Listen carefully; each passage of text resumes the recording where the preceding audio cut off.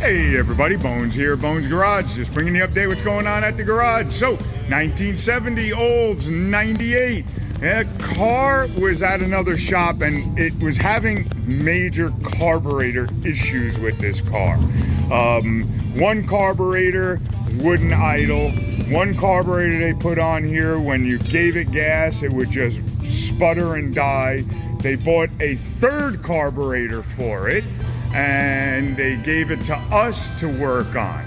So we took the third carburetor, and they're Rochesters, and we put it on.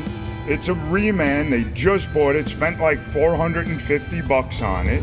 And when we put it on, we started it up and fuel just started coming out of everywhere. So I immediately knew it was a float problem. This is the second carburetor that they put on that just wouldn't idle right. And this is the first carburetor they put on, and it was having a problem with the accelerator pump, and I wasn't sure why, and I wanted to find out. And when I took it apart, if you look down at that little, let's see, do I have a pointer, something I could point with right there?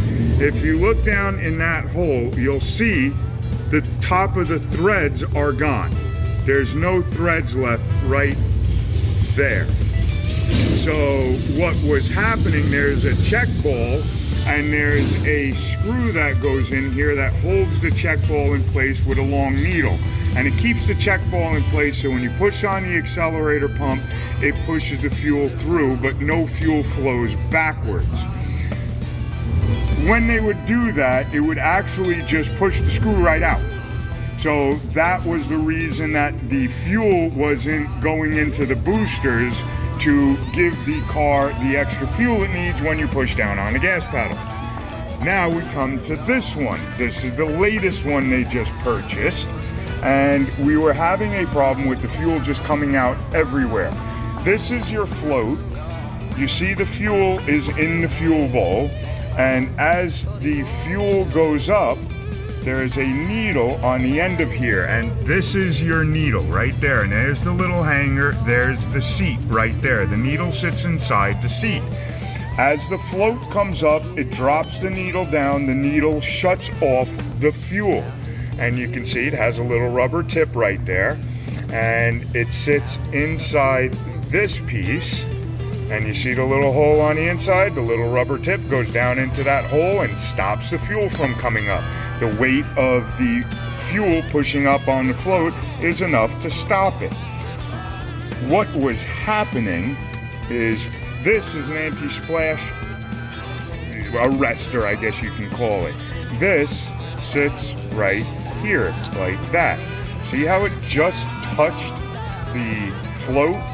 Well, what was happening is, see how it perfectly fits around that float? It was actually pushing the float down and not allowing the float to come all the way back up to close the needle. So all we did was we went ahead, pulled this out, took a small file, and just filed the edge. And let me show you what we did. And you see how we put an angle on that edge right there in the middle? I'll show you. Let's see if we can set this down like that. And right there, you can see the angle that we put on there. That is now allowing the float to come all the way back up. That is why this carburetor was not working. And if they would just test their carburetors before they send them, all you gotta do is put about 7 pounds, 10 pounds of air through here, and it will let you know if there's a leak coming out of there. And I always do it. I always just put a little bit of air through the end of the nozzle right here. I got a nozzle that fits perfectly in there, and that will let you know if it's going. Because we pulled it apart the first time and I reset the float level, we put it all back together. I didn't have any fuel in the bowl.